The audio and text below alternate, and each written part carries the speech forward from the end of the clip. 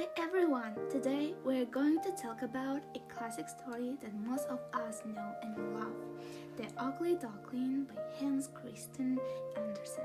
This timeless fairy tale, written in 1843, is part of the children's literature genre, but it speaks to readers of all ages. The story is about a little duckling who doesn't fit in. He's mocked and bullied for looking different. But after a long journey of hardship and self-doubt, he transforms into a beautiful swan and finds acceptance and belonging. It's a story of self-discovery, resilience, and realizing your own worth. So now, what makes this story so magical isn't just the plot, it is the way Andersen tells it. He uses so many stylistic devices and expressive means to bring the scenes, characters, and emotions to life.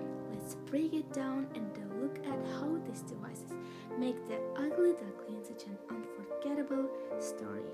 Here's the fairy tale, so let's start with how the story sounds. He plays with onomatopoeia like chip chip and quack quack. These are the actual sounds ducklings and their mother make, and they pull us right into the scene. You can almost hear the ducklings chirping and exploring their world. This sounds add energy and realism, especially for young readers, I think. Let's continue with Andersen's word choices, his lexical devices. Take epithets, for example. He uses phrases like golden wheat, rich low-lying meadows, and great duck leaves. These descriptive adjectives don't just tell us what things look like, they make the setting feel alive, almost magical. And then there's a lovely metaphor. The country certainly was delicious. It is such a simple line, but comparing the countryside to something tasty makes it feel inviting and delightful, like a treat for the senses. Andersen also uses similes like as secluded as in the depths of a forest. This helps us imagine how quiet and hidden the duck's nest is, almost like a secret little world. Oh, and the personification.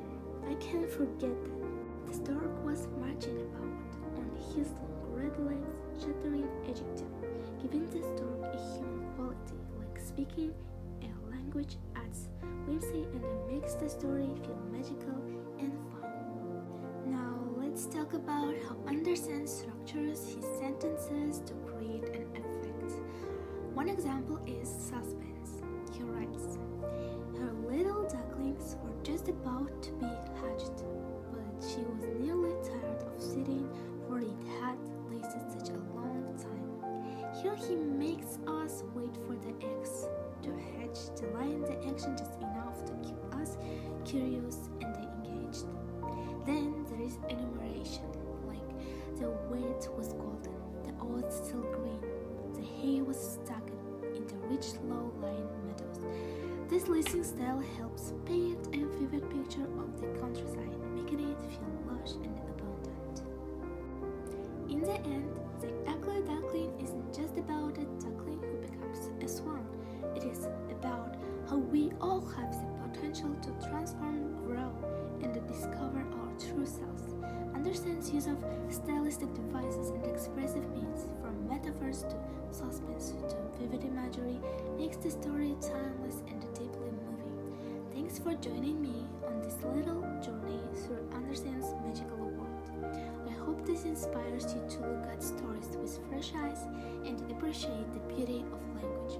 Until next time, keep exploring, keep reading, and keep